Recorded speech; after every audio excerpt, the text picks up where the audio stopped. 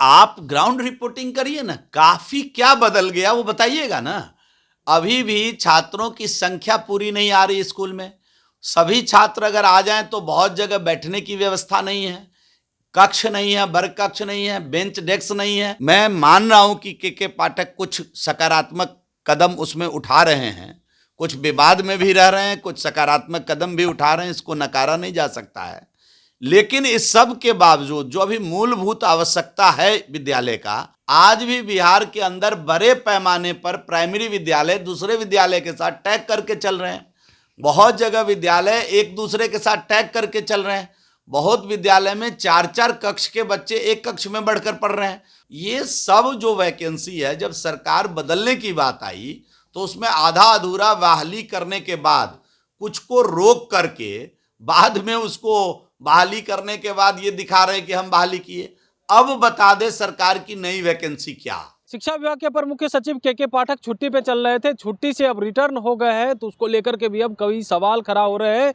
क्या के पाठक फिर से आ गए हैं तो क्या वो अब फिर से जो है बेहतर तरीका से काम करेंगे, या जिस तरीका से वो फरमान जारी करते रहते हैं उसी तरीका से फिर से फरमान जारी करेंगे और लोगों के साथ साथ एमएलए और एमएलसी का भी मुसीबत खड़ा करेंगे। इन तमाम चीज़ों को लेकर के जब सवाल किया गया बीजेपी के विधायक जीवेश मिश्रा से, वो जो है के पाठक पे भी भड़कते हुए नजर आए, साथ ही साथ नीतीश तेजस्वी की सरकार पर खूब बरसते हुए नजर आए। उन्होंने कहा कि देखिए, जो बहाली निकाल रहे हैं वो बहाली एनडीए के समय की ही थी। जिस तरीका से शिक्षकों की बहाली हुई है ये पहले की बहाली थी। अब जब मुख्यमंत्री नीतीश कुमार इस बहाली को कर रहे हैं, उस समय भी वही थे मुख्यमंत्री, अभी भी है, तो क्रेडिट क्यों ना ले? क्या कुछ कह रहे जीवेश मिश्रा? सबसे पहले आप वो सुने। देखिए, कुछ भी नहीं बदला है। शिक्षकों की बहाली जरूर हुई है बड़े पैमाने पर विद्यालय में, जो हम लोग पहले से कर रहे थे। पांचवें चरण के चुनाव को, पांचवें चरण के नियोजन के बाद इन्होंने जो बाकी नियोजन करना था उसको बीपीएससी के माध्यम से कर कर टीचरों की बहाली जरूर इन्होंने की। जो एनडीए के समय का वैकेंसी था उसको पूरा करने का काम इन्होंने आनन फानन में किया। और आप सभी को मालूम है कि उसमें कितने प्रकार की गड़बड़ी खड़ी हुई है, कितने प्रकार का उसमें प्रॉब्लम हुआ है। आज सवाल उस पर भी खड़े हो रहे हैं। अभी सबसे महत्वपूर्ण है स्कूल में छात्रों के बैठने की व्यवस्था, स्कूल भवन का होना, बेसिक सुविधा, बुनियादी सुविधा का स्कूल में होना। आप जाकर ग्राउंड रिपोर्टिंग कर लीजिए। मैं मान रहा हूं कि के पाठक कुछ सकारात्मक कदम उसमें उठा रहे हैं, कुछ विवाद में भी रह रहे हैं, कुछ सकारात्मक कदम भी उठा रहे हैं, इसको नकारा नहीं जा सकता है। लेकिन इस सब के बावजूद जो अभी मूलभूत आवश्यकता है विद्यालय का, उसमें बिहार का इंफ्रास्ट्रक्चर फिसड्डी है, इसको नकारा नहीं जा सकता। जिस तरीके से कार्य किए जा रहे हैं के पाठक के द्वारा, लगातार सरकार के लोग हैं वो तारीफ भी कर रहे हैं कि बिहार के जो एजुकेशन सिस्टम है वो काफी बदल गया। नहीं, आप ग्राउंड रिपोर्टिंग करिए ना, काफी क्या बदल गया वो बताइएगा ना। अभी भी छात्रों की संख्या पूरी नहीं आ रही स्कूल में। सभी छात्र अगर आ जाएं तो बहुत जगह बैठने की व्यवस्था नहीं है, कक्ष नहीं है, वर्ग कक्ष नहीं है, बेंच डेस्क नहीं है, पीने की पानी नहीं है, शौचालय नहीं है। आप जाकर के तो देख लीजिए। आज भी बिहार के अंदर बड़े पैमाने पर प्राइमरी विद्यालय दूसरे विद्यालय के साथ टैग करके चल रहे हैं। बहुत जगह विद्यालय एक दूसरे के साथ टैग करके चल रहे हैं। बहुत विद्यालय में 4-4 कक्ष के बच्चे एक कक्ष में बढ़कर पढ़ रहे हैं।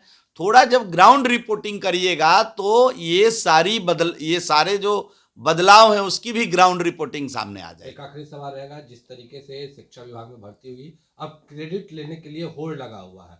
कुछ लोग कह रहे हैं कि मुख्यमंत्री है इसीलिए नियुक्ति पत्र, कुछ लोग कह रहे हैं कि तेजस्वी यादव सरकार में है इसलिए, और अब बीजेपी के लोग कह रहे हैं कि हम लोग तो पहले ही से नहीं, आप इस बात को जानिए कि 2,38,000 शिक्षकों की बहाली वैकेंसी पहले ही निकाली जा चुकी थी एनडीए के समय में। मुख्यमंत्री तो ऑब्वियसली माननीय नीतीश कुमार जी ही थे उस समय। एनडीए भारतीय जनता पार्टी सरकार में थी। हम लोग एक लक्ष्य लेकर चल रहे थे 19 लाख रोजगार का, जिसमें नौकरी भी 7-8 लाख 10 लाख नौकरी, सरकारी नौकरी, और बाकी रोजगार सृजन में हम लोग लगे हुए थे। लगभग 4 लाख नए रोजगार सृजन भी किया हम लोगों ने कम समय में, कोविड काल के बावजूद। तो ये सब काम में हम लोग लगे हुए थे। उसी समय 2,38,000 शिक्षकों की बहाली की वैकेंसी आई थी। बड़े पैमाने पर एएनएम जीएनएम की वैकेंसी आई थी। ये सब जो वैकेंसी है, जब सरकार बदलने की बात आई तो उसमें आधा अधूरा बहाली करने के बाद, कुछ को रोक करके बाद में उसको बहाली करने के बाद ये दिखा रहे हैं कि हम बहाली किए। अब बता दे सरकार की नई वैकेंसी क्या, किसको बहाल कर रहे हैं और कब तक कर रहे हैं, ये सरकार स्पष्ट करे।